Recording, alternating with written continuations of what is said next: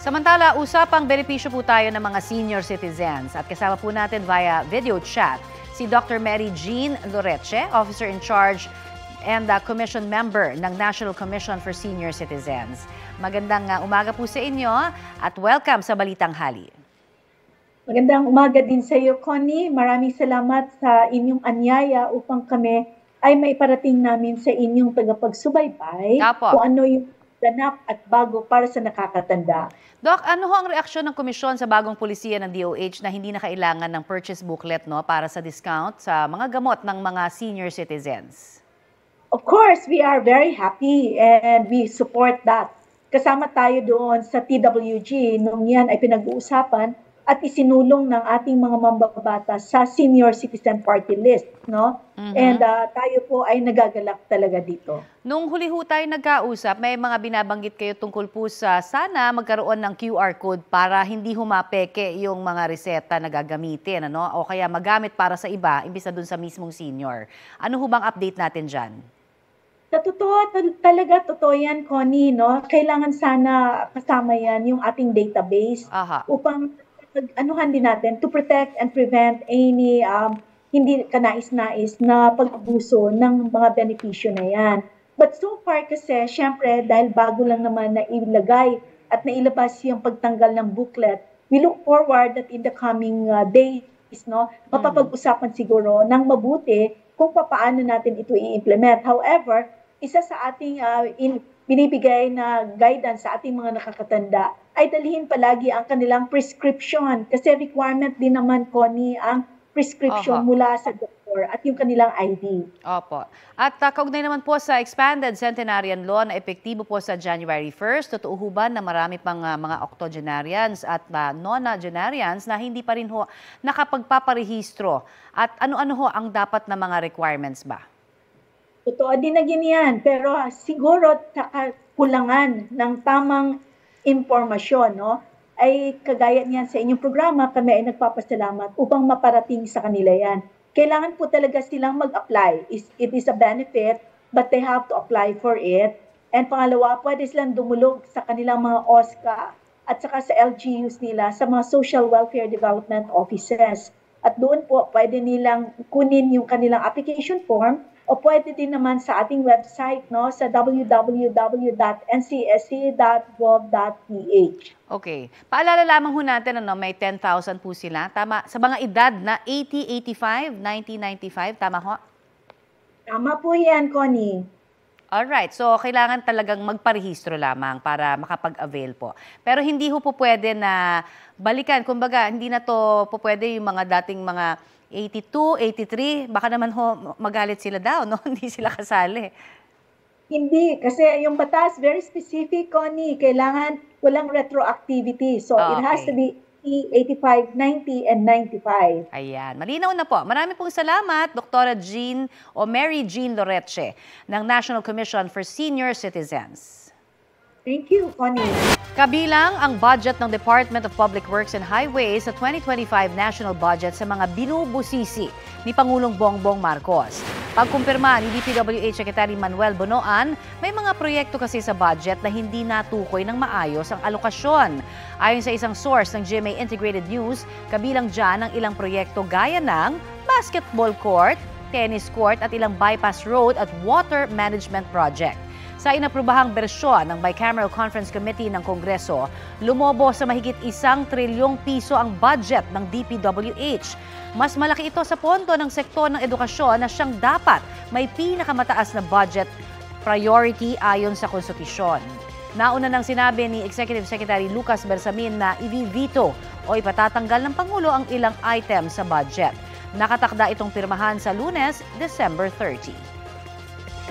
Ito ang GMA Regional TV News. 24 oras na ang bentahan ng mga paputok dito sa Dagupan, Pangasinan. Nasa 30 stalls ang nakapwesto sa tapat ng NBI office sa Barangay Poblacion Oeste. Ayon sa ilang nagbebenta, tumaas ng 5 piso hanggang 15 piso ang presyo ng mga paputok ngayong taon. Sa ngayon, matumal pa raw ang bentahan pero inaasang dadagsa ang mga mamimili habang papalapit ang December 31. Patuloy ding nagbabantay ang pulisya para matiyak na walang ibinebentang ipinagbabawal na paputok. May magkahiwalay na pamamaril ang naitala sa Pualas, Lanao del Sur. Sa Barangay Maligo, dead on the spot ang isang lalaki. Ayon sa pulisya, nakamotorsiklo ang dalawang sospek na bumaril sa biktima. Hinalang ng mga kaanak ng biktima, may kinalaman ang krimen sa politika at eleksyon. Isa kasi ang biktima sa mga nagrereklamo laban sa umano'y flying voters sa kanilang lugar.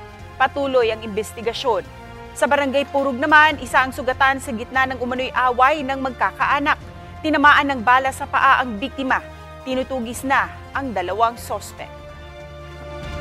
Update tayo sa sitwasyon sa Andaya Highway kung saan naipon ang maraming sasakyang pabikol noong magpapasko. May ulat on the spot si Ian Cruz. Ian? Yes, Rafi, sa mga sandaling ito'y mabigat pa rin ang daloy ng trapiko sa kabaan ng Andaya Highway. At Rafi, nasaksihan natin yan mula dito sa bayan ng Sipokot papunta sa bayan ng Lupi ay talaga namang tukod yung traffic. At pamaynila nga mula sa bayan ng Sipokot ang tukod ng traffic na umaabot ng 1 oras o higit pa bago makatagos ng tuluyan. At syempre, Kalbaryo rin, Rafi, ang inaabot ngayon ng mga pabikol at iba pang destinasyon na nasa 1 hanggang 3 oras ang itatagal sa biyahe. Samantala, 3 bahagi ng Maharlika Highway ang nagbitak sa Barangay Bicol, Libmanan, Kamsur. Bunsod din ang malakas sa pag-ulan sa mga nakalipas na araw. Ayon kay Kagawad Agnes de la Torre, para sa kanilang mga residente hindi pasado ang pagkakagawa sa outer lane ng northbound ng highway dahil hindi raw ito napisong maigi. 6 na buwan pa lamang daw natapos ang proyekto pero hindi na sila nagulat na nagkaroon ito ng problema. Isa pa sa nakikita nila na pagkukulang, putol-putol ang paggawa sa drainage ng highway.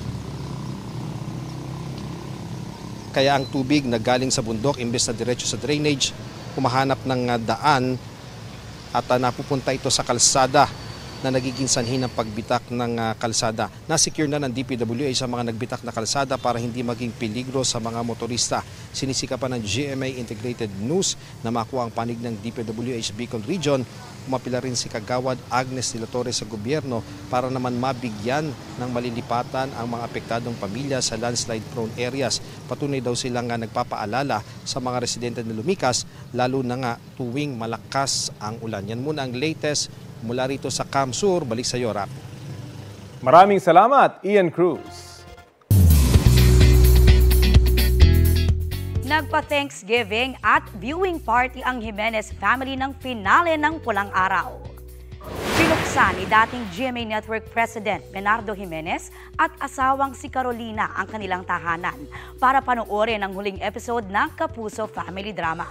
Naroon din ang anak nilang si GMA Network Board Member Lori Jimenez Westfall at PLDT Chief Operating Officer Butch Jimenez. Big fan daw talaga ng serye ang kanilang pamilya. In every series that you made, there is what you call a learning process. Not only for the old, but also for the young, and for the family and everything. Kasama rin sa mga nanood ang bidang sina Alden Richards, Barbie Forteza, Sanya Lopez at marami pang iba. Dumalo rin si GMA Network Senior Vice President Attorney Annette Gozon Valdez, Senior Vice President for Entertainment Group Lilibet Razonable at Vice President for Drama Cheryl Ching C. It's been a great run. It's one of the shows na talagang mapagyayabang ng GMA. And sa lahat ng naririnig ko naman na mga feedback tungkol sa show, nakakataba talaga ng puso.